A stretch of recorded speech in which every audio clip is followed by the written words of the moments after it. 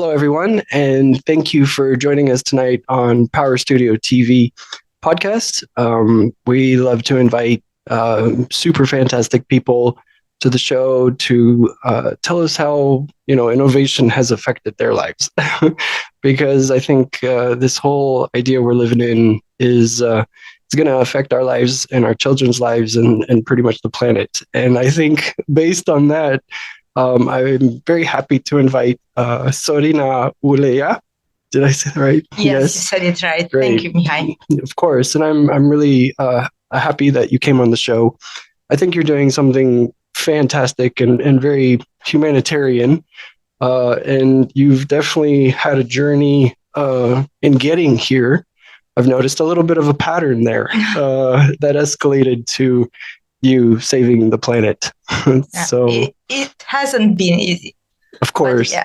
So I want to know, tell me a little bit how did you get here, and some of the highlights you've been through that made you realize your calling in life. And we're going to do this podcast in English, if that's okay with you. So first of all, thank you very much for having me here. It's really an honor. Regarding my background, let's say, so I studied cybernetics, but this is normal. So I was good at math, and I chose a university that I could build on that. And after the university, I started working in IT. And the first around 12, 13 years were in IT multinationals. I worked in IBM, I worked in Oracle, Intrasistemas, but I wasn't doing the actual tech. So I started with product management, but then I moved into sales, into business development. Yeah. Because probably also from the university, when I was participating to student contests, I noticed that I was better in presenting the outcomes of the projects that we had and not doing the tech myself. Of course, I understood all the concepts, but take it, for example, programming. Oh, yeah. I could do the programming, but then at that time, you needed to do a lot of debugging. Sure. And when I found out that I spent more on debugging than actual thinking the code, I said, no, so that's not for me. Yeah. So I moved to something that I liked better. And with a purpose. And I don't know, at that point, my purpose was, of course, getting a job in the multinational and earning the tech good salary. Good salary. Because anyway, in that period, the best salaries in Romania were in technology. And afterward, I don't know, I had my first two kids. And then I got a chance to be selected as an external expert by the European Commission in 2014. And after this, I've done it in parallel because it's not a job. You are getting some point contracts. Mm-hmm. And I could do it in parallel, but then I realized that I like it better because I was building large projects in the companies that I worked in. But it was normal IT integration to solve a specific need of a specific customer. Mm. And there I got a chance to really encounter innovation and see something that breaks the boundaries. Yeah, of course. At the seed stage. At the seed stage, yeah, but it opens probably something in my mind, and then I continued with this, and of course, I gave up very soon the jobs in the corporate, and I started working on my own, getting more projects, but also I started working as a consultant on some of the European funds. For research and development for the projects, but also, of course, that for some of the projects, but also for some of the customers that wanted projects like that. Oh, okay. So I got a chance to see that innovation is done in a totally different way in other countries as compared to what was the situation in Romania. Yeah. But this was because they were supported by the regions. For example, and I'm going to jump a little to a more recent event that happened. So I was chosen this year as one of the women in the EIC Human Leadership Program. Wow. And I was there with a lot of, actually most of the companies there were companies that won the EIC Accelerator. And everybody who knows about this is that the EIC Accelerator is awarding breakthrough innovation. So you really need to be a top in that field in order to get it. Of course, you need to be at a later stage. So you have to have a solution that is already validated. But the thing is that most of those ladies were at that point. I was selected because I was supported by EIT Climate Kick, and the EITs were eligible to apply, and I got there. Yep. But speaking with the fellow participants, I realized that in order to get there, they got millions in national grants. For example, companies from Germany, they got a first starting grant for research, 1 million from their region, and then a national one to continue that research. Sure. So when they came to the level to be eligible to apply to the EIC Accelerator, actually they had already raised grants mainly, but more than 5 million. Yeah. So it's pretty mature. I mean, that's a pretty mature level. You definitely have grown to a very significant growth level. Yeah. So returning to what I've done. Okay. So I was exposed to that innovation. And then from that, I started to become interested in the startup world. And one of the companies that I worked with, ChemChain, they proposed me to join as a co-founder. Mm-hmm. So I entered that company. So the company was based in Luxembourg, and they were doing a solution to trace chemicals in products along the value chain. Mm-hmm. Using blockchain to generate report, and it was quite successful. We managed to get some European funds, and then because the blockchain was not so hot, sure. Then we sold the company to 3E, to a large multinational. So that was an exit. So we made an exit. Yeah. Wow, you've been from all the way up the elevator. Of course. But of course, I was a minority shareholder there because you got to experience that. Yeah, I got the experience. Yeah. And then actually in parallel, because we haven't closed ChemChain yet, but I started Recycllux, and practically this came from a personal passion. Okay. I've always loved the sea, and I've always seen myself wanting to grow old near the seashores.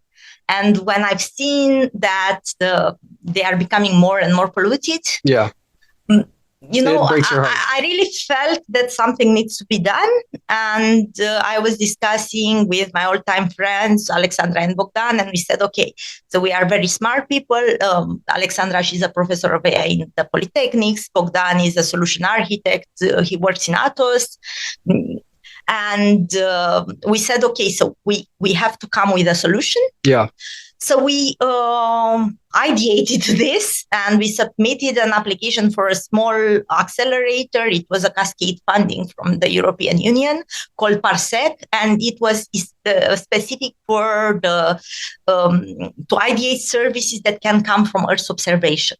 So it was targeted. And we went there with the idea of our AI that identifies plastic spots in the sea from the Sentinel satellites. And we got accepted. We got that small grant. And we said, okay, so this means that it's valid. But then we needed to move to the other parts. So it's not only detecting the plastic, because you are not doing anything if you know that it's there. Yeah, we all know it's there. So you have to take it out. Yeah. And then you have to find somebody that is willing to pay for it to be taken out. So we started on the journey in the of course, we got recognition. We won the spin-off award in Innovation Labs. Then we become an EIT Climate Kick portfolio company. Yep. We got a grant from them and also Safe Equity. And that's a lot of validation. I mean, that's awareness, validation. It's part of the startup growth process. So you're definitely, I think you're doing it right. And a lot of people can learn from some of that path that you went on. Thank you very much. Thank you. It was some validation, but it wasn't enough. Not enough anyway to raise an investment. Okay. And then we moved to, so this was 2023, and we managed to get our results published in the Horizon Results platform. So this was another validation. And then we started building the, actually the client validation. Okay. So from that point on,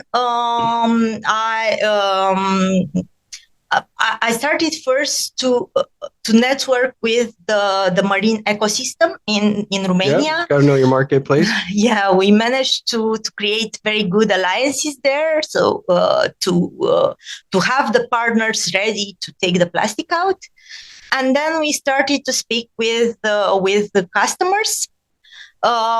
We managed end of last year to sign our first paying pilot customer and another one this year. And this was the real recognition. And we celebrated. Yeah. Yes. In the meantime, the team has changed. This doesn't mean, of course, Alexandra and Bogdan, they are still my co-founders, but they moved to a board advisory role because their other commitments could not allow them to be 100% involved. Yep. And we started bringing new people to the team. Of course, right now we are mainly all of us working voluntarily. I'm still co-financing, let's say, the company. So I'm putting money in. Yeah, it takes sweat equity. But we started to move. And this year has been amazing so far. Congratulations. Thank you very much. Thank you.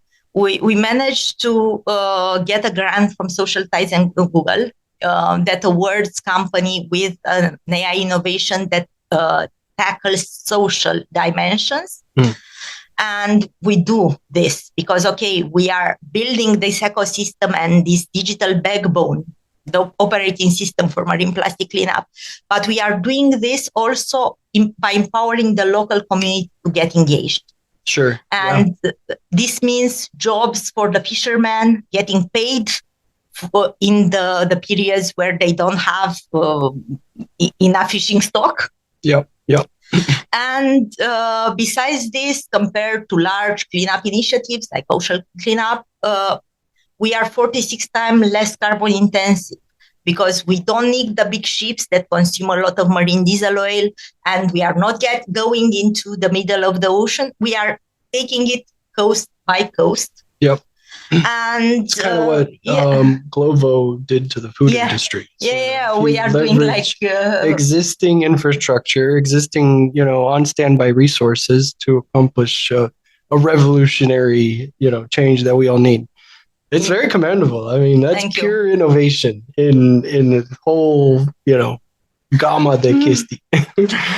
Throw some Romanian words out there for the audience. Very cool story.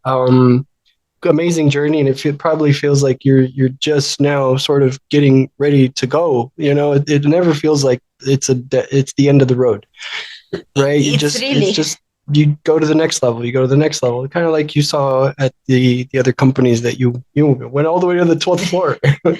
So where do you want to take this? What is your vision, mission? What is your hope for?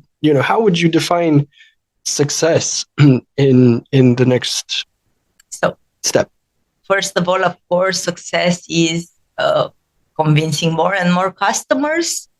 But as KPIs, what we propose to be able to take out from the sea 5,000 tons of plastic by 2030, which is an ambitious goal considering that the typical intervention is 1 ton. Mm-hmm. And we need to do this by scaling geographically. So we are doing this summer, of course, with the support of the Social Ties grants, we are migrating the platform to commercial cloud in order to be accessible from everywhere. Right now we have the MVP. We are rewriting part of it. We are changing some things in the AI algorithm in order to detect better. So a lot of development and preparation by September.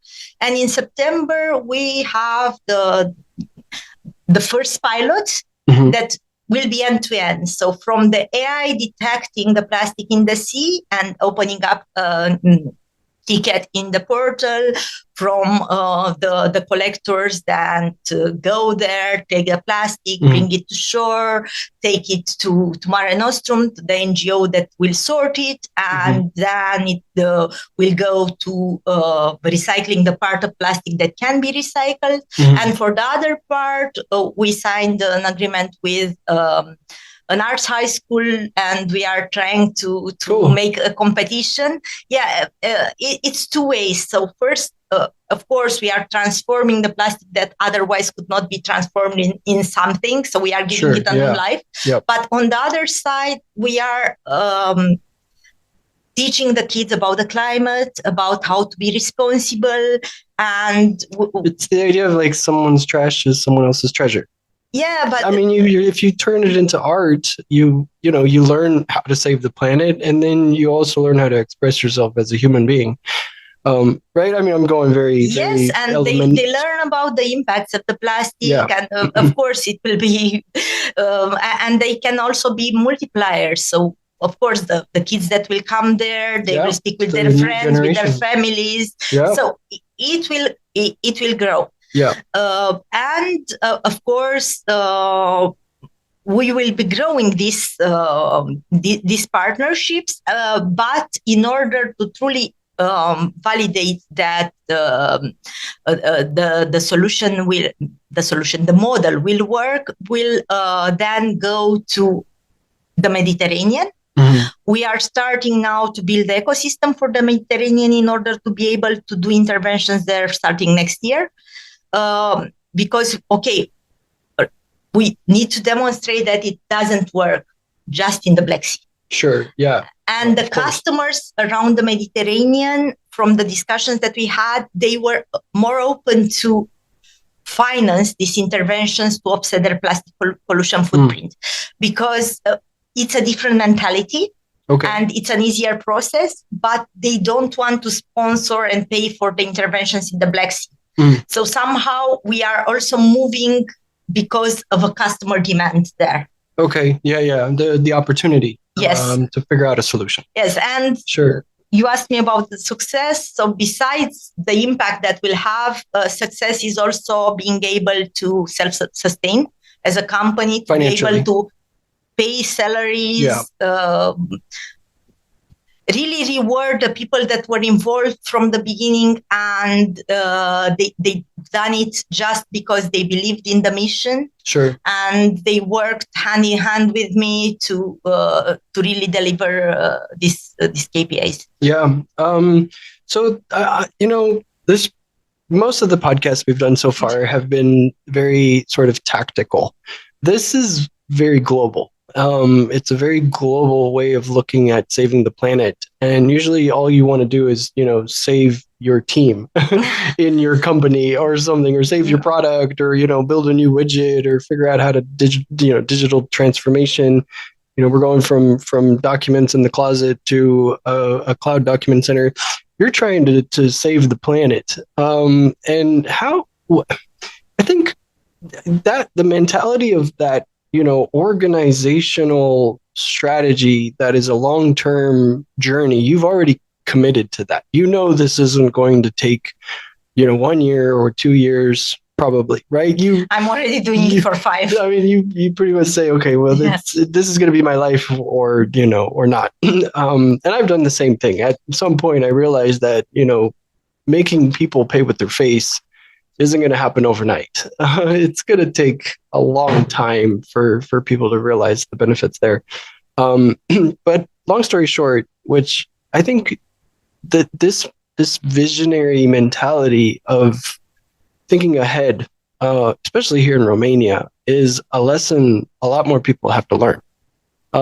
Right? I mean, it seems to me like everyone is desperate for tomorrow.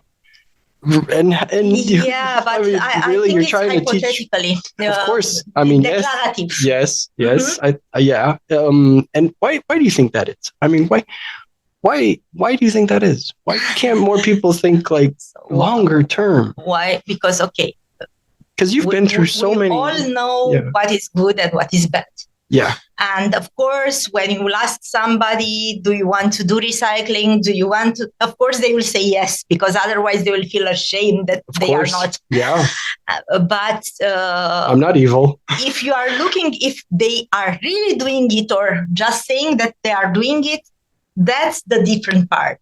And maybe it's also in our nature. We will be always choosing the easy way. Yeah. For example, one of the second customer that we signed, we discussed, of course, why they want to collaborate with us, and they are already doing extended producer responsibility.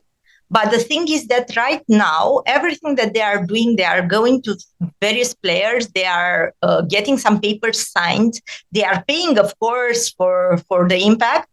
But in the end, they said, okay, so we don't have the traceability. We don't feel that something really has happened. Yeah, I don't see. Or we are not doing like greenwashing just to not to be fined. Because of course, this started because nobody wants to do fines. Yeah. And these fines were practically demanded by the EU Commission and now are implemented in all the countries because this plastic value chain really got broken. It got broken, and that's why 12 million tons of plastic reach the sea each year. Yeah. Which is a lot. And, of course, there will be more and more initiatives. Wow. But the plastic generation, the plastic production is set to quadruple by 2050. Oh my God, we are in trouble. So if we are producing more and more, of course, even from, let's say, recycle second generation plastic, but still in the end, we need to find this. I'm not saying, okay, somebody asked me, okay, what will you do if the plastic from the sea runs up? I don't think that's the case. We are far from there. Yeah. And we are really speaking about this. We are welcoming all the initiatives of doing the proper recycling and the proper involvement before this plastic reaches the sea. But what will do with the plastic that is already there? The plastic that flows from, for example, from Danube into the sea each year. What will you do with this? Because this is not only from Romania. I was speaking with a fisherman, and they were saying that they find tags for on the plastic from various countries. All over Europe. All over Europe. Kind of flushes. Of course. Wow, interesting. And it reaches our sea. So it's this very systematic problem. And, you did say one word there that I think is very important for people to realize. And you mentioned the first thing you did is sit down and discuss why. Not how, not what, not for whatever reason. It's the why are we doing this, right? Do you think that's how it should start? Everybody... No, not everybody. So the usually startups they begin the journey with the solution. So they start, build a tech, and the what. Yeah. But somebody told me some years ago that you don't need to. So you need to fall in love with the problem. This needs to be something that makes you tick, because the solution can change from the moment you begin until the final solution, and actually the development never stops. It will change. You will pivot many times. We pivoted in the technology. We pivoted in the business model because we started testing. First, we started selling interventions for 10,000 a ton to pay, of course, the fishermen, everything. Everything changed. I think a lot of things changed. But the smaller companies, they still need to offset. They need to pay, and they need to do the APR. They couldn't afford to pay this. And then we came with a subscription model, starting from 500 euros a month, in order for those smaller companies that still need to have an impact to be able to get engaged. So everything is changing. Yeah. So the what and the how always changing, but the why never. The why, no, stays because the problem still is the same. Right. What will you do to make these companies that broke the value chain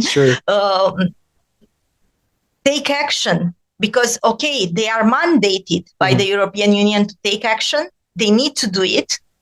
But they don't have the means to really prove real, verifiable impact. Right. And that's why we are here. Yeah, makes perfect sense. And, there's so many elements in what you've experienced and what you're trying to do that have many levels of lessons learned and takeaways in how you build something that really does show a difference. And I think a lot of people can learn from what you've experienced. Maybe one day you should write a book. I don't know if I'm good at writing. Well, you could use AI to write it for you, but the elements that you've experienced, and I think you'll probably have some moments, like you said, that aha moment where I think this is what I have to do.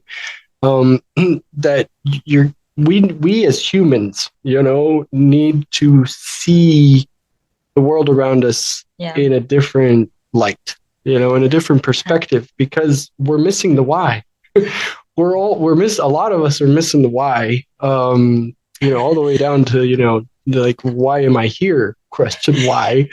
And I think, that is really important to the new generation coming out of college right now in anywhere where you might be in the world. Yeah, but maybe we started this just for the new generations, because I'm a fan of.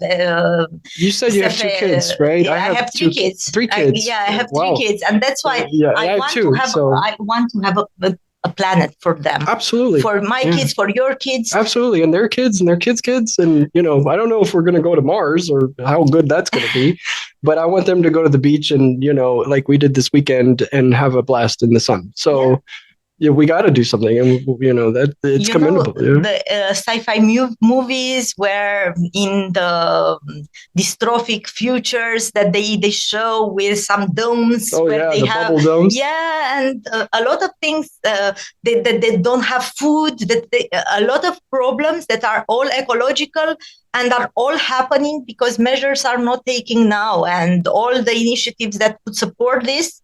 I really welcome those, because they will make, maybe not my kids, but their kids can have a planet. Yeah, absolutely. I will not be there. Yeah, I mean, at least give them a chance, right? We can't really, predict the future, but at least take action and give the future generations a chance. And those sort of questions of why are undeniable. I mean, you'll go to the end of the propastia, for even a chance at making that happen. So I commend you once again for choosing one of the hardest things to do in life. So you know what? Let me ask you another question, because you mentioned your team changed along the way, and I've been through a lot of team changes. Through a lot of different startups. I've had companies with my friends, with my family, with, all kinds of people, people that I found at a networking event. Like, I've tried all the co-founders possible. What is your experience in choosing? Let's say I have an idea like you did. I have an idea, and I've pitched at a lot of events where originally, as soon as you came up with, I'm the solo founder, it's just team of one, half of the room of investors leave. They don't even look at you. They're like, oh, look at this guy. But actually, honestly, being a team of one has its moments, has its critical moments, because if you would have had somebody else there that wasn't as passionate, wasn't understanding the why like you did, you would have never made it with 2. No, I don't know. actually, That's my opinion. My But if you- co-founders. I'm not saying about your co-founder. I'm saying my experience because I could have probably done it better alone in those moments. But that's why I'm asking you. So what is your experience with the single founder, co-founder, or group of founders? I don't have experience of being a single founder. So Okay. I believe in capability. And when we ideated Recycllux, of course, I turned to the best people that I knew in their fields. Yeah. And I didn't have anyone. And that's how we started. And this doesn't mean that they are not in the company. So they are still in the board. They are still shareholders. Yeah. But cool. This is also from what you said about the investors. So we started pitching, and it seems that for the investors, it's not good if the core team is not full time. Sure. Yes. So, of course, we discussed, and they are. I'm still speaking with them, telling the progress and asking for advice, and they are willing to come and help with anything. Of course, not 40 hours per week, but also the other persons that we have in the core team now. For example, Aline worked with us since 2021 after we started the company. Yep. And he worked with us for the MVP. And then he was involved all the time that we needed him. And of course, it felt natural that he will become the CTO because he knows everything about the solution. And he has more than 15 years experience in development. So he's more than able to manage teams. Yeah, of course. And now we got this great opportunity from the Horizon results, and we managed to get it's not a grant because we are not getting directly money, but we are getting free interns for us, paid by the commission. In various fields, of course, on the technical things, but this is good because we are bringing the AI visiting researchers from Italy. We are bringing climate scientists. Yeah, and you're right. I mean, I'm not saying do it alone, especially if you're going to, try to save the planet. But it's very important how you construct your team, because sure, I might have been the only one on Christmas Eve, trying to code because I was the only one that could do that on the team. But there were moments where I really fell on my head because I didn't have the someone that could, take the baton further. Right. And I think when you have a very well organized team, especially on extremely long-term projects that are going to take a lot of different pivots, left, rights, cadere prin padure. You never know what monster is going to jump out of you along the way. And so, you have to be prepared and cover all your bases as much as possible. And like you said, so do you feel that because there's a big issue that we all know now, AI coming for our jobs, right? Or whatever, there's not enough resources available, or, the talent pool isn't as diverse, all these things, that we've heard in the news or, we've probably felt ourselves. And it seems like what happens when, super intelligence starts replacing some of the skill sets that are becoming less and less available in the human form, right? Because we just don't have to learn that much anymore. We just give it away to ChatGPT and here's your answer. So how do you find that? Not that you're going to run out of plastic, but are you going to run out of experts? No, definitely not. Okay. So I'm using it all the time. Okay. It refines the text. For example, when I'm writing an application as a startup, you need to do a lot of application for a lot of programs to get some of them, but you need to apply. It's like the joke with the lotto.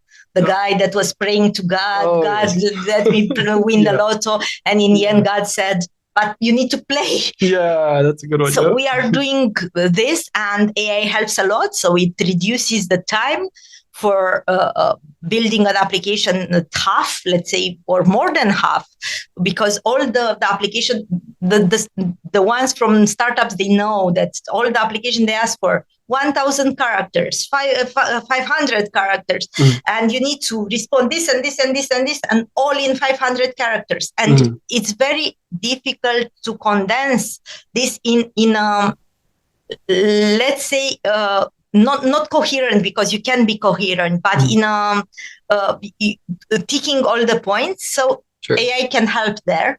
I mean, AI is part of your analysis and discovery process, right? Yeah. Like you mentioned. So in the old times, it took me 1 hour to write each response, 1 hour per response, because 100 more characters to reduce, and sure. Because first you write it all, so you put all the things that you want to mention in that response, and then so I think that AI replaces, let's say, the low specialized, but you still need human decision, and a lot of things you are not putting it from the logical point of view, but you are putting it from the feeling.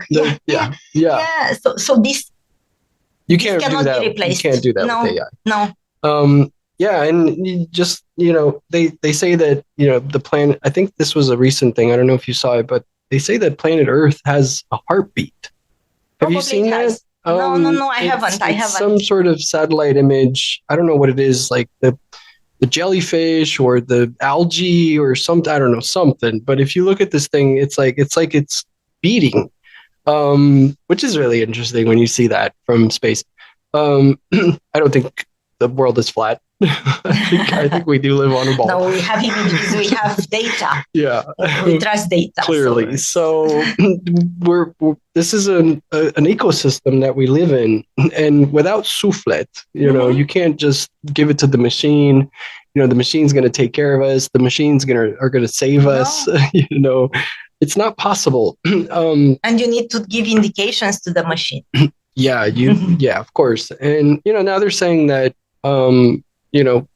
this idea of super intelligence is going to make us even more blind to the truth, because first, okay, sure, you went on Google, you searched the end of whatever, I don't know, our pollutions in the oceans, right? And then you had to read like 60 articles to figure out what you're actually what the answer is. And maybe you saw, a bottle on the beach, and then you started realizing that, there's a reality here and there might be a problem. But there was a lot of self-discovery, self-reflection, self-awareness, all this stuff that related to what you feel and what you see. And when we were kids, before we had internet, before we, I didn't have the, a touch screen iPhone when I was little. I some of us in Romania didn't even have color TV. Yeah. We played outside. We saw the trees change color. We saw, there was a whole different, right? And I'm talking about our little ones. And we were reading a lot of books in order to find things that we... Now, we don't look outside the window when it's raining. We look at our iPhone to tell us it's raining. Okay, right? I mean, can't you just look out the window and instead of, waiting for the weather report? Or I think we're getting too dependent on technology, people. And going outside and recognizing there's a problem, right, is where this spawned from. And I think this happens not just plastic in the oceans. This can happen in a corporation. This can happen in any startup, of course, where the problem is obvious. And you need an expert to show you how to get through it. You know what I'm getting at? Sort of like we were talking downstairs you're stuck in a room and you're going circles, and you don't know how to get out of there. What you've experienced, being an expert on so many startups and then going through this journey, and of course you're still in your own, growth hacking phase. But if there was something you could teach or express, like, let's just say, what's the most important lesson you've learned trying to save the planet? You ever been asked that? Not in this way. So I believe that every journey is personal, and of course, a lot of startups that try to save the planet from various angles, they failed, and not because they had a bad solution, but purely that they lacked the funding. And I think that the most important lesson that I learned is perseverance, because for example, end of last year, I was a little down with, of course, I believed in the real need to solve the problem, but I was running out of funds, and school costs, everything costs, and being a mother, you don't need to take money from your kids to pay for the startup. But in the end, so I said, okay, so I need some science that I need to continue on this journey. And then in October, we won the Black Sea Common Maritime Agenda Award, and then in January we are included in the EU Mission Ocean Charter. So this was recognition. Okay, it wasn't money, and then money came. Of course, we learned about you kept there. Yeah, you kept there, and you could have easily said, "Forget it, I give up." I was on the bridge of giving it up. Hours away, and I received the sign. So you need to be there, and you need to understand that maybe for some of the startups the journey is easier. Sure. But in my case, it wasn't. And what you need to understand, that you need to be able to embark on a long-term journey. And it's possible that you will not get results in the beginning, but then, that's the perfect lesson. I probably would have chose the same lesson. And I've been in those moments where I don't know tomorrow what I'm going to eat. I don't know where I'm sleeping tomorrow. I'm going to sleep in my car. When I've slept 3 nights in my car because I ran out of money, and I was like, I just have to survive 3 more nights. And then, then I know I'll have a place to shower. And it's like, I could have easily said, forget this. I give up. I'm not sleeping in my car. What kind of person am I to go sleep in my car? Like, really? No, because it wasn't about my comfort. It wasn't about my well-being at that point, because what I was trying to do was it could have been it had to be more important than me and me having a burger that day. Like the I don't know how to call this, right? That satisfaction of having something that is like a burger, right? A nice juicy burger would have been great, right? But I slept in my car, I didn't eat, and I decided to sort of put myself in a very stressful situation because I knew the road ahead is worth it. It's absolutely, and I knew I kind of could do it. I wasn't going to cry like a little baby. I knew it was more important. And so I think this drive, this perseverance that you talk about, this thing of having a belief system and a will and a grit to go past where everybody else would have given up in a way, right? In the general population, right? Because there's lots of people like us that will go, right through that wall. Yes, but you need to get the signs, to see that it's worth continuing. Yeah, you can't be in complete darkness, because then you might be a little crazy. But there are signs. I've seen those signs. You've seen those signs, right? Where it's like some little things happen, almost kind of like, what do they call it? Synchronicity or something like that, right? Where the universe just gives you a little, hey, don't give up. Don't give up. Not many people see those signs. I kind of believe in that. I've seen it with my own eyes. And I think that has a lot to do with that perseverance, because one day it's happening. You feel it in your blood. And the longer you stay on that road, the more evident it is of your sacrifices. Do you see it that way? Yeah, definitely. Yeah. And now I even get signs that, of course, when we do, after we have the commercial solution launch and the pilot in September, we already have soft commitment for investors for our seed round. So it means that we finally can raise capital. And this will fuel the Mediterranean expansion. So everything looks bright, but we need to stay on track. We need to reach those KPIs. So it's also believing, but it's also synchronizing, working for reaching all the milestones.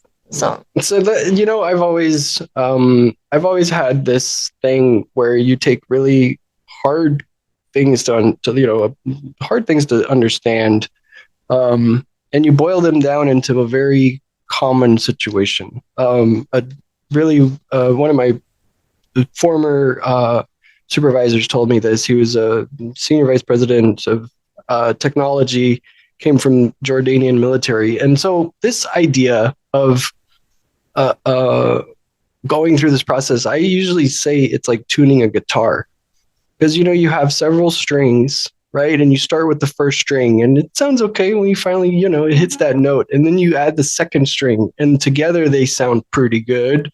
Right. But then you do all the strings, it doesn't sound good. And you take one string at a time and you tune it all the way through the guitar. You see what I'm saying? Right. It's like tuning in your vision, your growth, your company, your dream, whatever you want to tune in life. Tune it one string at a time. Make sure each string sounds good. And then tune it together with other strings until you have all the strings sound good. And then you make music.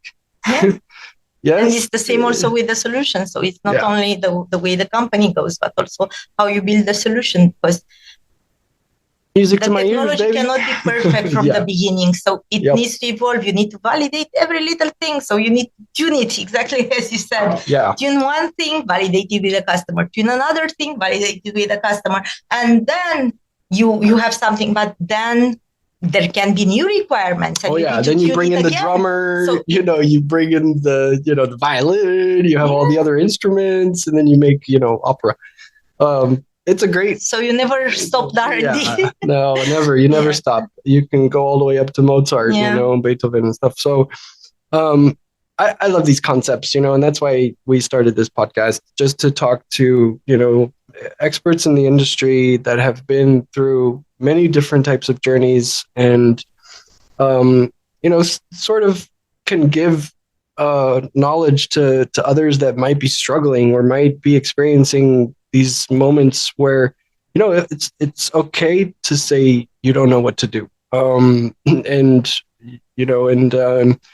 Like you said, your team, whenever there was a moment that you probably didn't know what to do or didn't have the skill set, you have to have others that do, that can help you along that journey. Your support system. Your support system. Yeah, your support system.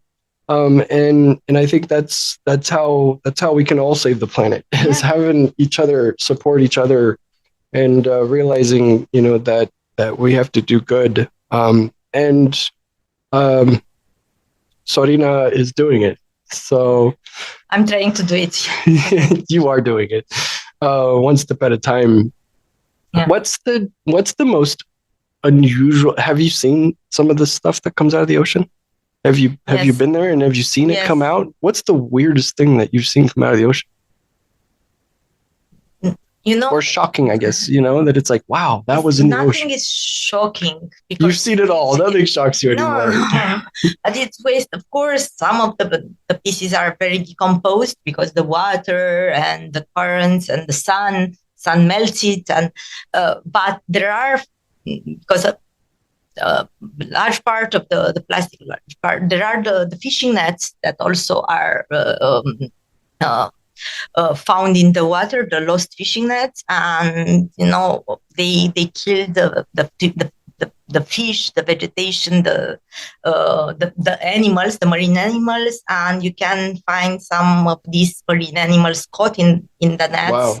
Yeah, because it's normal. They are caught there. They cannot go out, and they die. So you're not pulling out just trash. You're pulling out life of the ocean, and you are not pulling out just plastic, because the fishing nets are plastic and the butters are plastic, but there are also cans, and you can find different ways. Of course, we are not throwing it to the dumps, the cans, for example. We are taking it to recycling as well, because for the metal is easier. It can be recovered fully. But, the difficult part is that we don't have like a pattern that in all the, for example, we get today 800 kilograms and tomorrow 1 ton, and the composition will be exactly the same, because it doesn't. It comes from different parts. Wow. So each time you have a totally different case in front of you. Wow. That's shocking. I don't know. Sometimes in companies, and I think we're going on almost an hour here, but sometimes in companies, like you said, you start with being passionate about the problem, right? You're trying to solve. And sometimes these problems are not our own.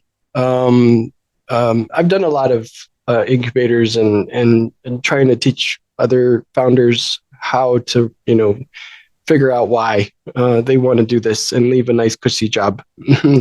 And solving problems is probably obviously a very important part of that. But have you, like in your case, how do I say this? Sometimes that problem, you have to touch it. You have to feel it. You have to experience that problem, because, I could say, well, I'm just going to design some solution for a problem that other people have, and I'm going to try to give them a solution, but I've never been there. I've never seen that problem. I've never experienced that problem. Yeah. I don't really actually know anything about it. I just know I have to do this to make money. And it's a different impact in the why if you've stood there and you had that problem too. Yeah, but maybe you would have made money faster. Probably, The thing is that I felt it, and that's why we started to build a solution to solve the problem, and we actually uncovered the real problem. So the problem started that I was swimming and I passed some. Yeah, but it wasn't a large accumulation because it was closer to the shore, and normal larger accumulations are from 6 to 12 marine miles. And I could not swim there, but it didn't felt right, and I was. Yeah, it was right in your face. When I was a kid, the sea was not like this, so it started changing. Sorry, and then. While digging up, as you said, because at that time when I started digging up, I used only Google because we didn't have ChatGPT, and I found a lot of research papers and a lot of articles, and I found out that this problem is because of the ones another problem. Yeah. And actually. That was the underlying problem that we needed to solve. Sure. Of course, solving them both in parallel. But the thing was that at that time, the European Commission issued the legislation that the companies would need to offset. However, it was just a recommendation for the member states to implement. So we needed some legislative steps as well to reach the point we are now. Yeah. But the thing is that if I didn't stumble upon my problem, let's say, to have the sea cleaned, I couldn't uncover this. Yeah. Yeah. Absolutely. So that's that right there in itself is a lesson for a lot of founders, is try to look at all these perspectives that we've discussed today, analyzing your why, first, looking at the problem that's right in front of your face first, because those are the reasons that will give you, and take you onto a road of discovery, a road of growth, and a road of understanding, on how to build your business and how to provide value, and of course, how to make money, doing good for this planet. But so you don't know how to build because you could have picked a business that puts plastic in the ocean and made a ton of money. No, I couldn't because of course, it's not your style. Contradicts my self-belief. It's not your style, yeah. Right? So. No, but the thing is that I learned a lot, and I consider myself now more prepared. I was speaking with my husband about this the other days. What if I could go back in time and start the company over again with the know-how that I have now? Because being part of a lot of prestigious programs, I got very experienced mentors and advisors. So I iterated things with a lot of smart people to not change, but evolve. Constantly evolve. So would you go back and do it again? Yeah, would you do anything different?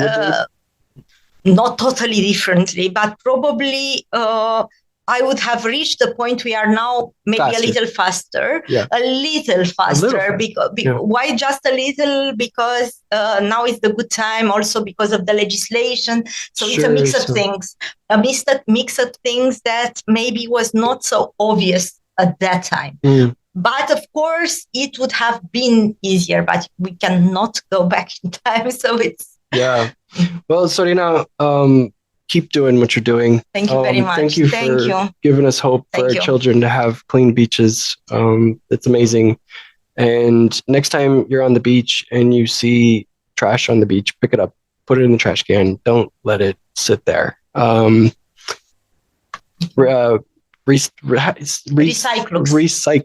I like that name. That's cool.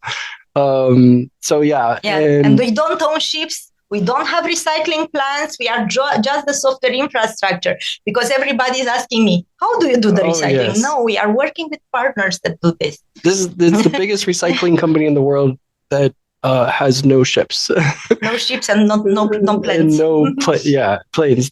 That's cool. Plans. Yeah, recycling plants to transform the plastic. No, we are not doing it ourselves. Gotcha. Well, I think you're gonna come up with a business model that is gonna work. Like you said, be resilient. Yeah. Have faith in yourself and your team and the good of humanity for us all. So thank you again. Thank you very much. I really appreciate it. Thank you for having me. Of course. And thank you to our viewers for tuning in to PowerStudioTV. Make sure you like and subscribe on YouTube.